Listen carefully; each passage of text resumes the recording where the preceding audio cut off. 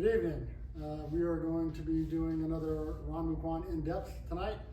This time we're going to be doing it on what we call the compression lock or gooseneck, some places call it.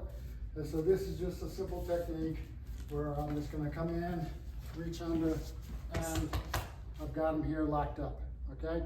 So the key element is this, all right? I've got to have the elbow secured to something. In this particular case, it is secured into my chest. It has to be deep into my chest. I can have this all locked up. If I don't have that deep, he's just gonna pull that thing out and jam me in the jaw with his elbow. So I gotta have it tucked in. That's why whenever I go to get in it, I'm gonna pull this in to my chest and down. This hand, the thumb, is being the leverage for the wrist. I pull it down and then I cover the knuckles. It's really important that I cover the knuckles. If I cover and I just have my hand up here, he's very simply just gonna pull his hand right out by grabbing the fingers. When I got his knuckles covered, he cannot do that, no matter how hard he tries to pull. When I do this, this is severe pain on the wrist. If you have not had this technique done to you, it is not a fun feeling. It is not intended for you to put pressure on and hold it until you get the person to pass out. The more pressure you apply, the more pain it's gonna be. You're gonna get this person to the point where they don't care about behaving anymore, and they're gonna do anything they can to get out of the pain, even if it breaks their wrist. You don't want them in that position.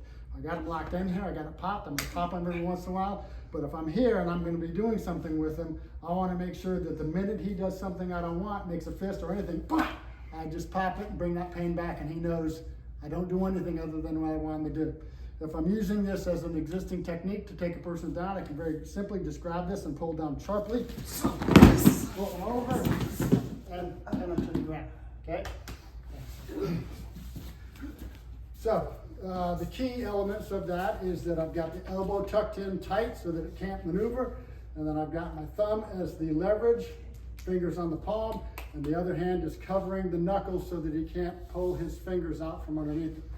So that was just a very simple offensive technique. If he does this from the ground, let's try this on this side.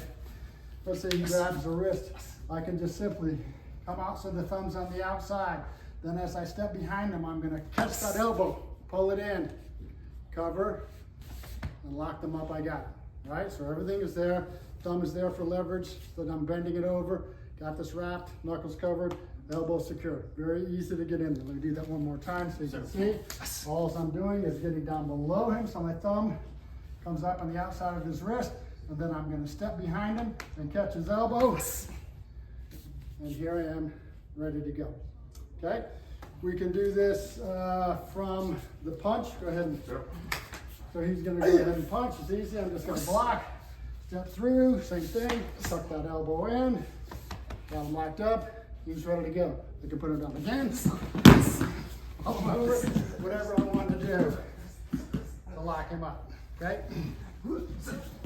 So that's using it as someone's either approaching you, they're punching you, you're doing it offensively, they grab you. I'm gonna do something to lock this person up. Most of the time, I would say that technique is used as an escorting technique. So let's say I'm walking up, there's something going on, a fight going on in the bar, I'm trying to get control. Real simple, as I just walk up, I just hit that wrist, tuck the elbow in, and I got it. And he starts to fight. No, let's go, you're getting out here, buddy. And anytime he gives me any fight, I just pop those knuckles, and he's locked up. He's gonna do whatever I want him to do. But really simple, as you saw that, I just come in, catch my thumb on his wrist, bring the elbow in, cover the knuckles, he's locked up and good to go. You can do this reverse too. So I can come in, catch him, same thing. Now I've got his elbow locked, but he's underneath. I can pull in to lock him up if I want. The beauty of this one, it gives me a steering wheel. I grab that thumb, come over this way. No, let's go over that way. All right, easy to control him because you got a steering wheel, which is this thumb right there. So it's the same compression lock. Elbow is jammed into my rib cage, has no place to go. Got his knuckles covered, got a steering wheel, all is good, okay? All right. So that's using it as like an escorting technique. We showed you a couple versions of it being an actual technique you're using to defend yourself. It also is very useful as an addition to another technique to help secure something that you've already got in place. I believe one of our previous videos was the police lock or hammer lock. So go ahead and punch me. He punches, I block, I swing back. I come up here for the hammer lock. Now this is the hammer lock. Arm passed out parallel. This is more than 90 degrees, but very simple to add in the compression lock. What do? I secure his elbow so it can't go anywhere. I got his knuckles covered with my hand and I'm locking it up. I can also slip in with one hand. Got that. Grab him, throw him down to the ground, escort him wherever I want him to go. But I got the same issue. I've got his elbow locked in place. I got his knuckles covered and I can pop him in. That works this way. Also can work the underneath way as well. It doesn't matter because that compression is the thing that causes a lot of pain. Like I said, you just get it in there. Whenever they start to do something you don't want, pop, stops them from doing that. Also very useful, the compression lock, as a pinning technique. So a lot of the techniques, we end up with the person on the ground.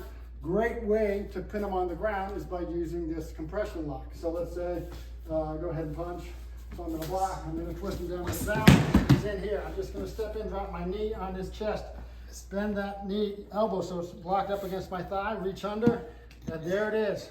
Elbow secure, hands underneath the knuckles. He's pinned, there's nothing you can do. I can hold him down here, I can switch, go onto his neck, still got that locked elbow into my hip, compression lock.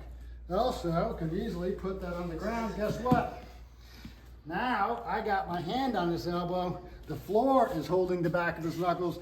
I got him pinned down there using the compression lock. He doesn't want to do anything. If he does, I'm just going to jam down hard on that elbow.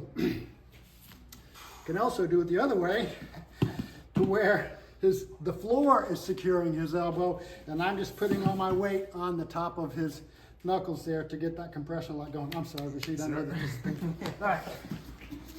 So that's an example there of multiple ways you can use that compression lock to finish off a move, to pin the opponent to the ground once you've put them on the ground with whatever technique you used to get them on the ground. So it's a great technique, very, very painful, not intended to be held in pain to lock them up.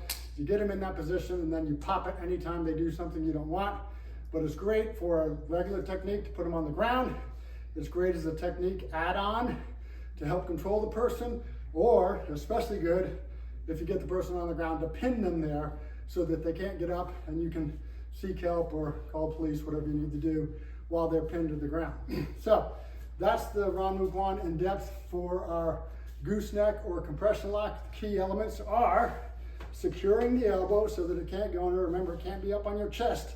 They'll slip it out. It's got to be tucked in low into your rib cage. Thumb underneath the wrist, bent down, covering the knuckles so they can't grab their fingers and get out.